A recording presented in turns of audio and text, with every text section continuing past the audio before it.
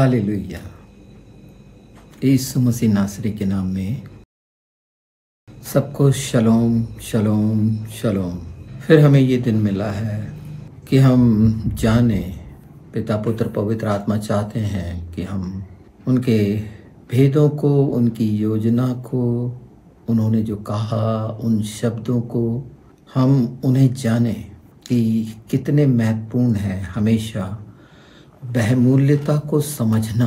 तो हम हमेशा पवित्र आत्मा जो हमें शुरू करवा रहे हैं, हम नए नियम को देखते हैं। इस बार नए नियम में जो हमारा न्यू टेस्टमेंट है उसको एंजल कहा गया। एंजल आप सब जानते हैं, पर वो कहाँ से निकला ये शब्द जो सारी सार्थकता को दिखाता है, गॉस्पल्स की, सुसमाचार की, जो कहा गया था कि तुम्हारे लिए स्वर्गदूतों के द्वारा मरियम कि एक आनंद का सुसमाचार अनंत जीवन के लिए। तो ये शब्द निकला, अगर हम ग्रीक में देखें तो एनगीलियंस, इसका मीनिंग है जब रोम साम्राज्य जो रोम एम्पायर था तो उसके क्या क्या मतलब निकलते हैं एंजल के। जी जो शब्द आया ये इसका मतलब निकलता है विजय, एक राजा के लिए। जैसे प्रभु यीशु हमारे पाप और मृत्यु पर जयवंत हुआ, हमारा राजा हुआ, इसकी पूरी टोटल मीनिंग एंजल्स शब्द में है जो गॉस्पेल में पाया जाता है, जहाँ उस अधिकार को हमारे प्रभु यीशु ने बताया कि सारे अधिकार मेरे पास हैं, स्वर्ग नरक की कुंजियां मेरे पास हैं। तो ये सिर्फ पवित्र आत्मा ये चाहते हैं कि अगर कोई शब्द है, एंजल कोई ऐसी किताब को ना समझें, उस बात को समझें, उस सुसमाचार को समझें जो सच है। इस शब्द का जो एकदम सार्थक अर्थ समझने की कोशिश करें, जो हमारा प्रभु यीशु है, सन ऑफ गॉड, एक perfect man, king of king, प्रभुओं का प्रभु, हमारा उद्धार करता, उसने ये सब पाया, पूरा हुआ, पाया। एंजल वो सब बातें जो कही गई थी भविष्यवक्ताओं के द्वारा, भजन संहिता में तमाम भविष्यवाणियाँ वो पूरी हुई। ये हमने पहले से जाना है और इस हिस्से को इसलिए समझना ज़्यादा ज़रूरी है कि जहाँ नींव को समझें हम। तो अगर कोई शब्द हम बोलते हैं, इसलिए मैं एंजल का कहा जाता है और उसका सही मतलब मालूम होना चाहिए, हमें पता रहना चाहिए, तभी तो उसकी बहुमूल्यता हमारे विवेक में, हमारे मन प्राण आत्मा में बनेगी कि परमेश्वर ने एक शब्द भी कोई रखा तो उसका मायने। और इसीलिए तो कहा गया ना कि इसमें कुछ घटाना बढ़ाना नहीं। शुरुआत अगर हम जेनेसिस उत्पत्ति में देखते हैं तो यही बात कही गई है। प्रकाशित वाक्य में आखिरी में जाएंगे तो यही बात कही गई है कि इसमें कुछ घटाना बढ़ाना नहीं। आमीन। तो हम इसके मायने समझेंगे कि जब तक हम उस सच्चाई जो हमें पवित्र शास्त्र के द्वारा, पवित्र आत्मा के द्वारा पता चलता है, तो उसको कितनी गंभीरता से लेना है। जैसे हमने पिछली बार एक बात देखी थी बांझ के लिए, जो आपने सुना होगा कि क्या महत्वपूर्ण है उसमें, उसके एक छोटे से हिस्से को जाना। आप उसको और जितना अध्ययन करेंगे, पवित्र आत्मा की मदद मांगेंगे, तो वो हिस्से से छुटकारा पाएंगे जो अपने मन के द्वारा किया जाता है और उसके परिणाम से परमेश्वर के राज्य के लिए। उसी तरह आज हम एक और महत्वपूर्ण शब्द जो बाइबल में आया है उसको देखेंगे। ध्यान से सुनिएगा, मैं पूरी डिटेल तो नहीं, पर हाँ उसमें उसके सार को बताने की कोशिश कर रहा हूँ। उस सार को कि परमेश्वर ने अगर रखा है किसी बात को और उसको कैसे वो बहुमूल्य ठहराता है, महत्वपूर्ण बना देता है। अगर हम उस पर दृष्टि करेंगे और कराएंगे पवित्र आत्मा के बिना अगर हम बोले कि ये बातें ना ना ना ना, इसीलिए थोड़ा सा ध्यान रखें, है ना। तो आज हम एक नए शब्द की ओर जाते हैं जो बाइबल में बहुत महत्वपूर्ण है, जिसे एक विशेष दर्जा हासिल है। विशेष दर्जा, पवित्र शास्त्र में एक विशेष दर्जा हासिल हो जिस शब्द को, उसको कैसे लेना चाहिए अपने जीवन में, और जिसको पूरी रीति से जिस पर सील लगाए वो प्रभु यीशु है। हम चलते हैं और वो शब्द है खोजा। खोजा मतलब किन्नर, हिजड़ा, है ना। इसको हिब्रू में सारिश कहा गया है। तिशाद, रैश, वाव और तिशाद, शाद। सादिक शब्द से याद आता है धार्मिकता। इसमें दो हैं, मतलब जब हिब्रू में इस तरह के दो हों तो उसके मायने भी परमेश्वर ने अपने जो अल्फाज रखे, लेटर्स रखे, वहाँ से मैं शुरू कर रहा हूँ। और हर जगह पवित्र शास्त्र में यिर्मयाह को देख लीजिए, 29 से लेके आगे जाते जाएंगे तो कितना महत्वपूर्ण है। इवन दो यिर्मयाह से जब उसको आंगन में बंदी था तो खोजा के द्वारा निकाला गया। खोजा से परमेश्वर ने बात करा। खोजाओं का राजमहल में एक विशेष दर्जा। शुरू से अगर देखते हैं, जेनेसिस से ही भी अगर देखते हैं, मैं यिर्मयाह का नोट कर लीजिए, मैं नोट करा देता हूं, इनको पढ़िए। यिर्मयाह का 29:2, 34:19, 38:7, 41:16, 52:25। जेनेसिस में अगर देखेंगे हम 40 का 2, एस्तर में 4:4, जेनेसिस में 37, 36, फर्स्ट किंग में है 22:9, जेनेसिस 37, यशायाह 39:7, 56:3 और 4, डिटरनॉमी में 23:2, लेविटिकस में 21:20, सेकंड किंग में 18:17।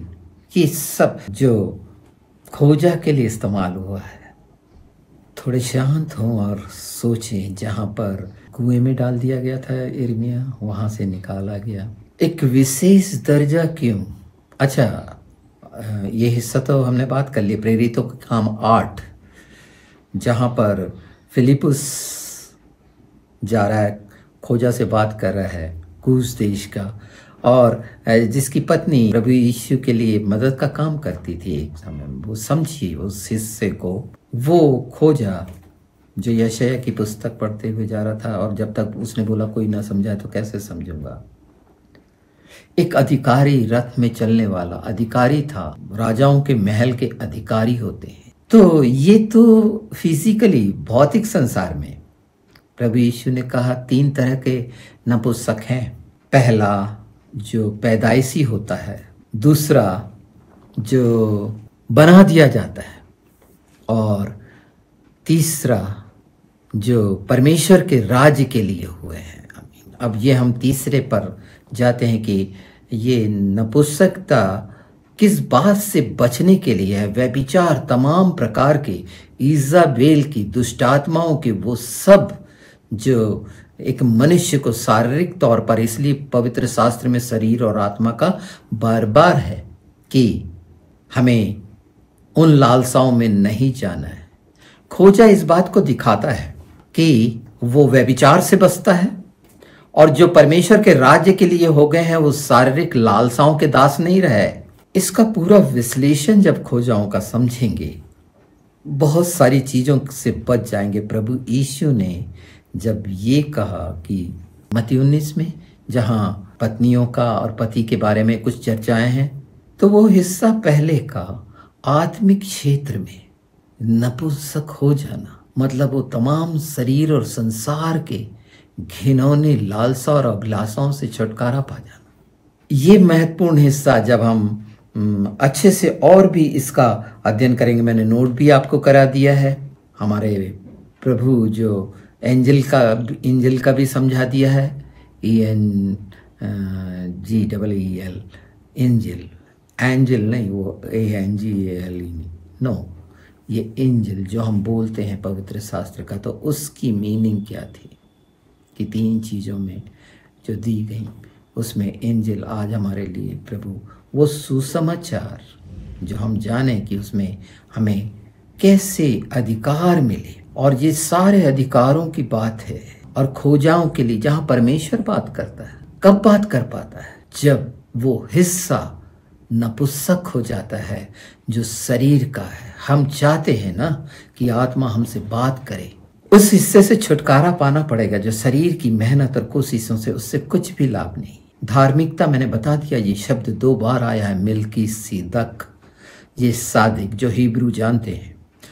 इस लेटर का वैल्यू ये सारा पवित्र आत्मा जो बता रहा है, तो कब और क्यों नहीं होता और ये कैसे हो सकता है, तो पवित्र आत्मा हमारे लिए, हमें उन चीज़ों से छुटकारा पाने की आवश्यकता है। हम दोनों जगह एक साथ नहीं रह सकते।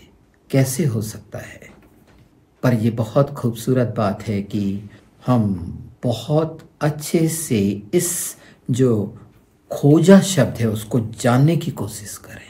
सिर्फ इसको हे दृष्टि से देखने की कोशिश न करें, मजाक उड़ाने की कोशिश न करें। निश्चित खोजाओं का मजाक उड़ता है, उनके चाल चलन, उनके व्यवहार और बात, वो सामान्य मनुष्य से उनके चाल चलन और व्यवहार में अंतर रहता है। बचपना नहीं दिखता क्या? वो किस तरह से तालियां बजाते हैं, चलते हैं।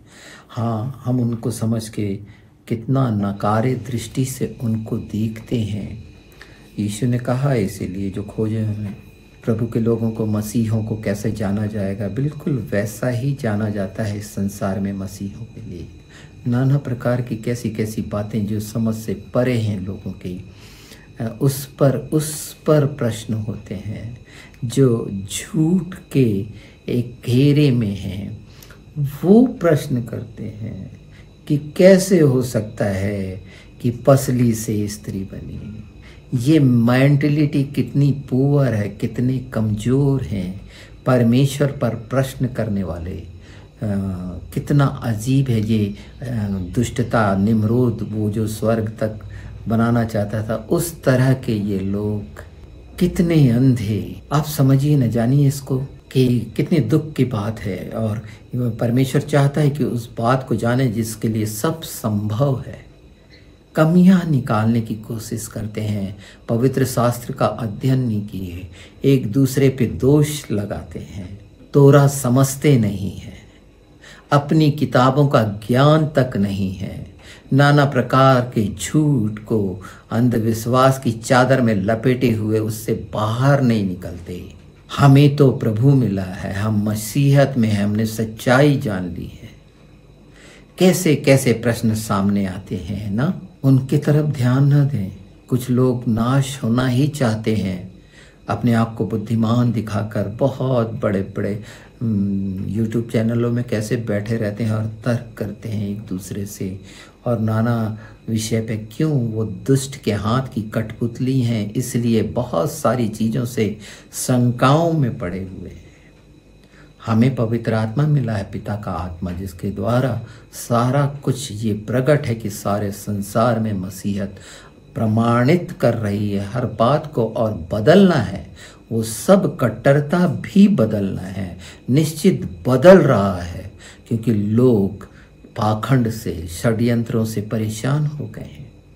और इन सब शंकाओं का समाधान हमारे परमेश्वर ने कितने सरल सरल शब्द इस्तेमाल कि वो कुम्हार है, वो चरवाहा है। ऐसे बड़े बड़े ने, सृष्टि रचयिता ने इन पर ध्यान करें। ये पाखंडी तो आ गए हैं, उनको उन पर दोष लगाने की ज़रूरत नहीं। उसके पीछे जो शैतानियत से भरा उनका स्वभाव है, जो आपस में कट रहे, मर रहे, एक दूसरे के किस तरह से मजाक उड़ा रहे हैं, किस तरह से सारा कुछ हो रहा है, सब कुछ चुराया हुआ है। अगर बहुत ध्यान से देखेंगे तो राह में सब बातें ऐसी पाई जाती हैं। मनुष्य की व्यवस्था अलग है, वो उसके कारण, वो जो जिस पे विश्वास करते हैं उसी के कारण वो दोषी भी ठहराए जाएंगे, पवित्र शास्त्र में कहा है। पर हमें तो आज्ञा मिली है, हमें वो आज्ञा मिली है चाल चलन की, सब चीज़ों की। हम पर जबरदस्ती नहीं की गई है, स्वतंत्र किए गए हैं। और जो यीशुआ का नाम मिला है, जो याह के नाम से आया है, जो शिवा है, हमारा उद्धार करता, हमारा मुक्तिदाता है, उसकी प्रत्येक बात जो वचन है, जो सच है, उसने बोला और हो गया है। उजाला हो गया है। वादे और प्रतिज्ञाएं, इसको बार बार दोहराने की जरूरत है क्या? बार बार इसी बात को क्यों? ये क्यों नहीं हम जान लेते कि यीशु के नाम में यीशु ने जो कहा है वो होना है। छुटकारे पाने के लिए यीशु ने तमाम बातें वचन ने हमको कह दी हैं।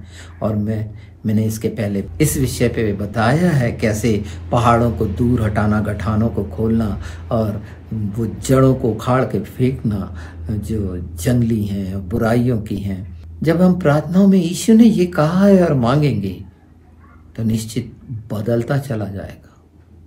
दुष्ट नहीं चाहता, कान बंद हो जाते हैं कि ये बात मनुष्य ना समझे, ये भेद ना समझे।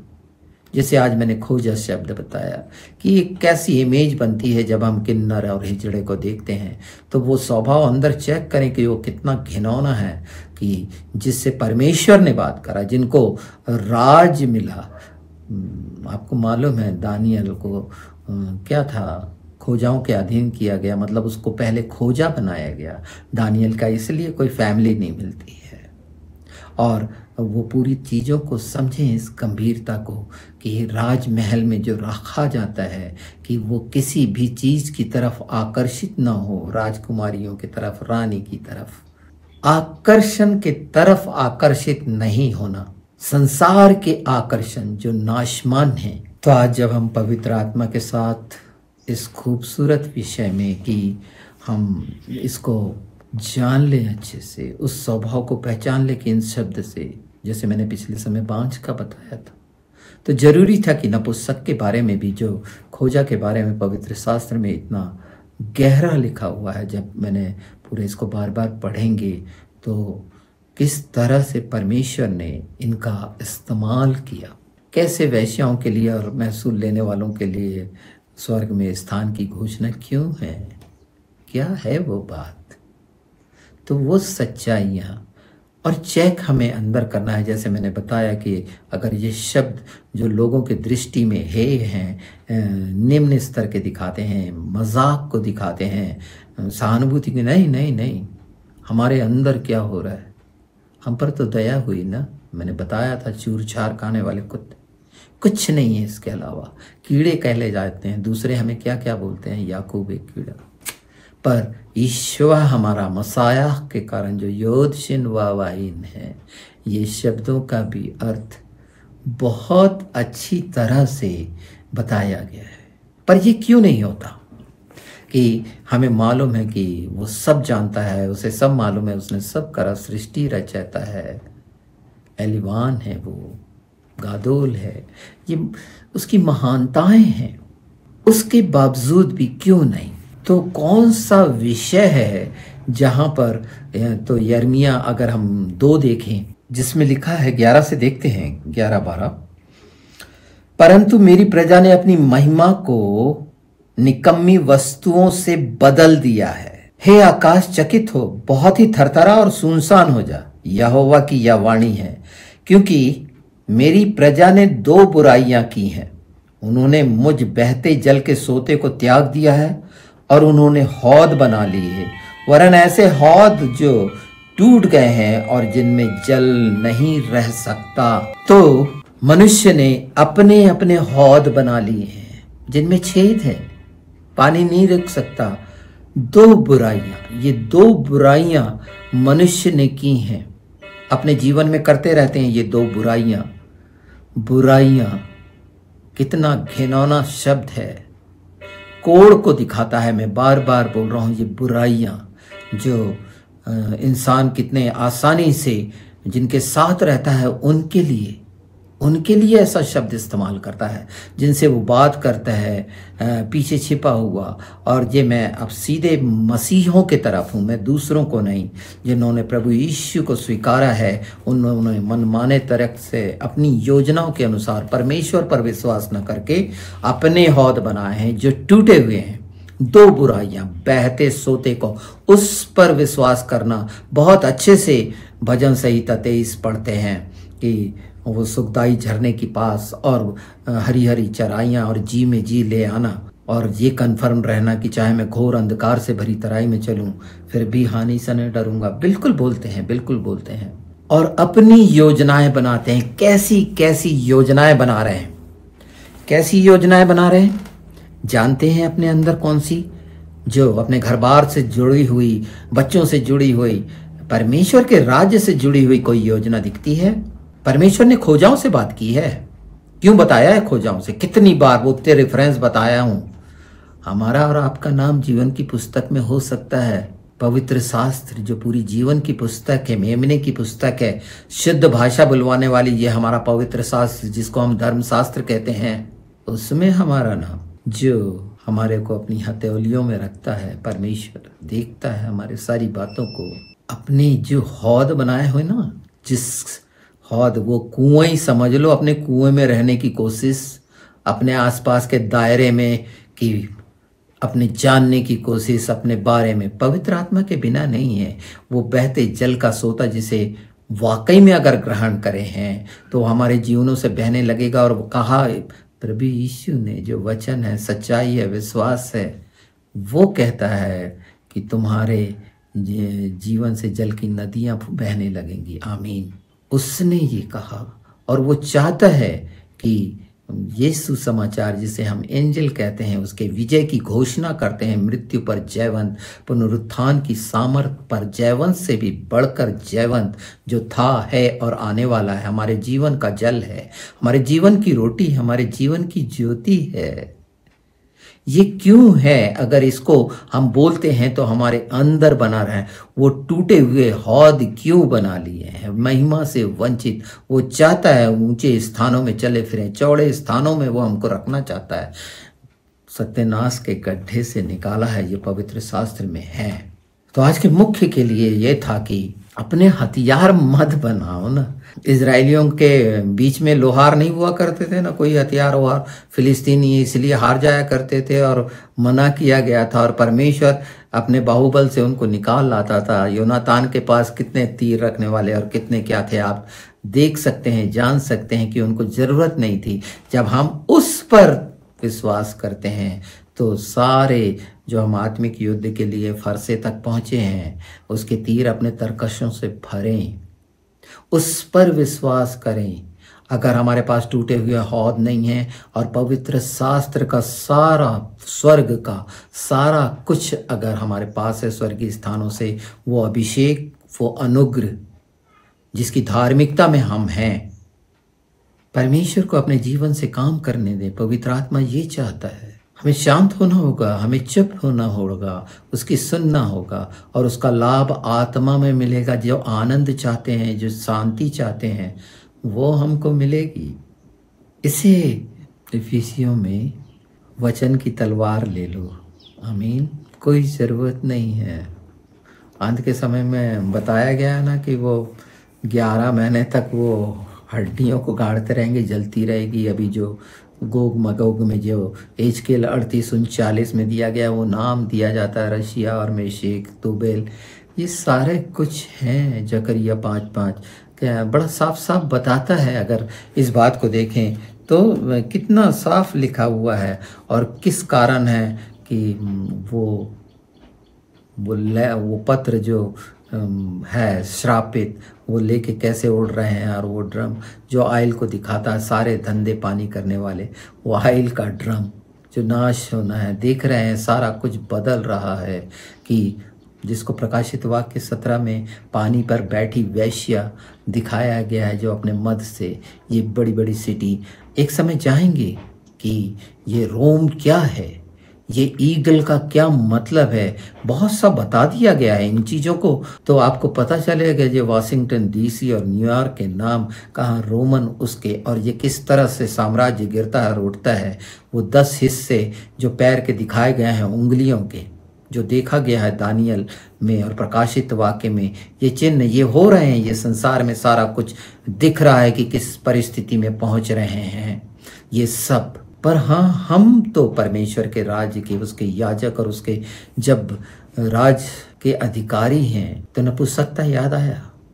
वो रहेगा तो अधिकार वाले क्षेत्र में प्रवेश पाएंगे। आमीन। अधिकारी कब बनता है? आखिरी लाइन बहुत ध्यान से, जो नपुंसकता की प्रभु यीशु ने जो कही है 19 में, उसको ध्यान से पढ़ना, उस हिस्से को पढ़ना और इस पर विचार करना। ये थोड़े से जो मैंने जकरिया और इसके एजकेल के जो हिस्सों को बताया है, गोग मगोग पे बहुत सारी बातें हुई हैं कि वो कैसे होगा, कहाँ से निकला है। इस पर बहुत सारा रिसर्च लोगों का है और क्या स्थिति बनेगी।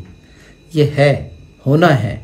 मत्ती 24 का, सफ़ेद घोड़े का, ये सब बहुत सारा, बिल्कुल वो एक बना लीजिए, सारा कुछ होना है। ये किस तरह से वहाँ पर हड्डियों को चिन्हित करके उनका दफनाया जाएगा, वो गोग की तराई होगी। इस पे आगे एक करेंगे एपिसोड, इस पर, सिर्फ इस पर कि गोग मगोग को अच्छे से जाने, उस सिचुएशन को जाने, उस एंगल को जाने, उस पॉइंट को भी जाने कि जहाँ से वो निकला है, जो पैरामिड का 2.6 का है, 26 का है, जो योधे वावहे है। परमेश्वर ने ये सारी बातें रखी हैं कि अगर इन चीज़ों को देखेंगे तो वो पैरामिड के लिए जो हनोक का खंबा बोला गया है ना, उसे आग का खंबा बोला गया है। ये लोगों ने बनाया है, एक अलग बात है, पवित्र शास्त्र में पहले से निश्चित है वो चीज़ें। और अगर इस पे बहुत और आगे जाएंगे तो सब चीज़ें हमें पता चलते जाएंगी। पर महत्वपूर्ण ये है कि इससे मैं इसलिए इन सारी चीज़ों को कनेक्टेड कर दे रहा हूँ कि अगर चाहते हैं हम कि वो जल हमारे जीवन में भरा रहे, तो ये टूटे हौदों से अलग हो, जो शरीर के हैं, अपने बनाए हुए हैं। उस बात को जानो कि परमेश्वर ने हमें किस लिए रखा है इस समय पर, जहाँ पर हमारा कोई मददगार नहीं पाया, पिता पुत्र पवित्र आत्मा के अलावा। विरोधी खड़े हैं, निंदा करने वाले खड़े हैं, नाना प्रकार के इल्ज़ाम लगाने वाले इस पृथ्वी में हर तरह से अपनी अपनी विचारधाराओं के कारण शैतान उनसे ये आक्रमण करवा रहा है। किस तरह से दबले कुचले और नाना प्रकार से हो रहे हैं, पर परमेश्वर ने रखा है हमें योद्धाओं के लिए। और दुष्ट किस्ती बुरी तरह तिलमिलाया हुआ है, तो इन चीज़ों को आत्मिक युद्ध में साथ होने के लिए उन हथियारों का यीशु के नाम में इस्तेमाल करके उन आग को बरसने दें दुष्टता पर, अंधियारे पर, उस हिस्से पर, और उसे असफलता के लिए मांगे। और ये तमाम जो रोग डालता है हमारे बीच के मसीहों में, उसको भी नाश करने के लिए और एक शांत और आनंद से भरा हुआ, स्वर्गीय आशीषों से भरा जीवन जीने के लिए तैयार होकर याद रखें कि प्रभु यीशु ने जो कहा उसे कहकर छुटकारा पाएं, अपनी कोशिशों से नहीं, उसके चरणों में रहकर। वो हमारे बारे में जानता है और वो छुटकारा अगर हम पाना चाहते हैं तो उसके शब्दों का इस्तेमाल करें। भिख मंगे पन्ने मांगने के लिए ना करें, बल्कि उसके राज्य के लिए और दुष्टता के घिनौने चीज़ों के लिए, हाहाकार के लिए, उसके प्रत्येक बात की बेचैनी के लिए। आप बेचैन होते हैं, दुष्ट की बेचैनी के लिए मांगे। उस पर जिस तरह से कांटे गढ़ते हैं, उस पर कांटे गढ़े, उस पर तीर चलें यीशु के नाम में। वो चाहता है कि ये हो, और अपनी जड़ें वो जो घिनौनी हैं, कमजोरी की हैं, उखाड़ें, यीशु के नाम में अलग करें। यही तो चाहते हैं ना कि आप, क्योंकि चंगाइयों में क्यों शामिल होते हैं, पर उसके जगह एक सचमुच उसकी संतान बन जाएं, वारिस बन जाएं, अधिकारी बन जाएं और राज करें यीशु के नाम में। शलोम शलोम।